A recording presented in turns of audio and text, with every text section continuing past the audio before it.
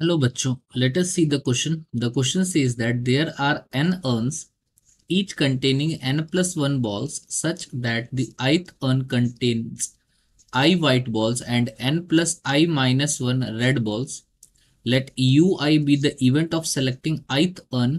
I is from 1 to n, and w denotes the event of getting a white ball. If n is even, and E denotes the event of choosing even numbered urn, probability of ui is 1 by n, then the value of pw given E is, so these are the given options here. तो बच्चों इस question को solve करने के लिए जो की concept use होगा दैट इज बेज थ्योरम। अब हम लोग बेज थ्योरम का इस्तेमाल किस तरीके से करेंगे इस क्वेश्चन को सॉल्व करने के लिए वो देखते हैं। सबसे पहले हम लोग पता करते हैं सवाल में क्या दे रखा है। एन अर्न्स है और जिसके अंदर टोटल n प्लस 1 बॉल्स है। आइथ अर्न में आई वाइट बॉल्स है। So in ith urn we have i number of white balls and n plus 1 minus i number of red balls, ये दे रखा है। इसके बाद W डिनोट कर रहा है event of getting white balls.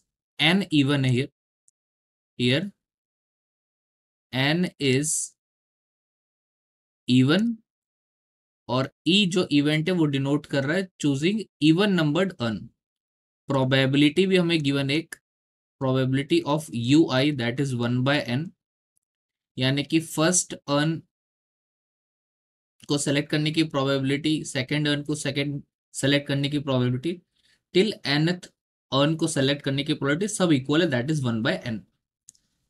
और हमें कैलकुलेट करना है probability of W given E. So probability of W given E, this will come out to be equals to probability of W intersection E upon probability of E। तो सबसे पहले probability of W intersection E की बात करते हैं। E क्या था? E था event of choosing even numbered earn। अब देखिए अपने पास जो even numbered earn होंगे वो क्या होंगे। हम लोग अगर बात करें even number earn की तो वो होगा U2, U4, U6 like this goes till UN, क्योंकि n भी इवन है, हमें ये सवाल में दिया गया n जो है वो इवन है। तो ये अपने पास इवन नंबर्ड अर्न होंगे। इसमें हमें निकालना है इसमें वाइट बॉल्स सेलेक्ट करने की प्रोबेबिलिटी। अब हम बात करते हैं U2 की। तो U2 के अंदर 2 वाइट बॉल्स होंगे क्योंकि ith अर्न के अंदर आई वाइट बॉल्स है। तो U2 के अंदर अपने पास होंगे 2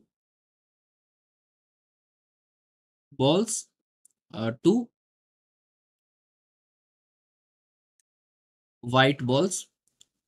सबसे पहले हम लोग अर्न को सेलेक्ट कर लेते हैं। टोटल n अर्न से हर अर्न को सेलेक्ट करने की प्रोबेबिलिटी 1 बाय n है, मल्टीप्लाई में जैसे यू टू अर्न जो है वो सेलेक्ट हो गया, उसमें वाइट बॉल्स के सेलेक्ट करने की प्रोबेबिलिटी हो जाएगी। Total number of white balls हैं 2 और अपॉन में total number of balls is n plus 1, ये हमें सवाल में दिया गया। सिमिलरली प्लस यू टू के बाद आएगा इवन नंबर U4। तो U4 को भी सेलेक्ट करने की प्रोबेबिलिटी 1 बाय n होगी टाइम्स उसमें कितने अपने पास है व्हाइट बॉल्स, 4 व्हाइट बॉल्स होंगे upon total white balls is n plus 1। Then like this it will go till UN, और n is another even numbered. So UN को भी सेलेक्ट करने की प्रोबेबिलिटी 1 बाय n होगी और उसके अंदर अपने पास n number of white balls होंगे divide by total balls 1 upon n plus 1, ये डिवाइड होगा प्रोबेबिलिटी ऑफ ई। अब प्रोबेबिलिटी ऑफ ई क्या है? ई इवेंट था चूजिंग इवन नंबर्ड अर्न। सो हमें इवन नंबर्ड अर्न को चूज करना है। तो अपने पास टोटल कितने इवन नंबर्ड अर्न होंगे, क्योंकि हमें एन जो है वो खुद ही इवन दे रखा है। तो number of even numbered urn will be same as number of odd number urn. So even numbered urn को सेलेक्ट करने की प्रोबेबिलिटी जो है वो 1/2 हो जाएगी। सो न्यूमरेटर से हम लोग कॉमन आउट ले सकते हैं 2/n+1 और ब्रैकेट में अपने पास बचेगा 2/n कॉमन ले लेते हैं, n भी कॉमन है डिनोमिनेटर में। सो 1 + 2 + 3 like this it will go till n/2 और डिवीजन में अपने पास आ जाएगा 1/2।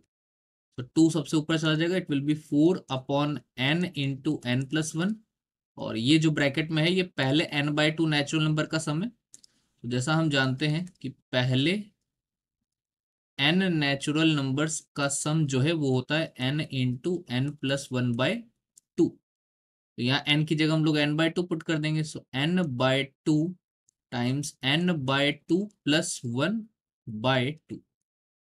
So this comes out to be 4/n × n+1 times n × n+2/4 times 2 is 8. So n cancel out हो जाएगा यहाँ से, 4 1 4, 4 2 8। So n+2 बचेगा न्यूमरेटर में और डिनोमिनेटर में 2 times n+1. So this will be the required probability. So the correct option it will be option B. So hence option B is correct. Hope you have understood it well. Best of luck.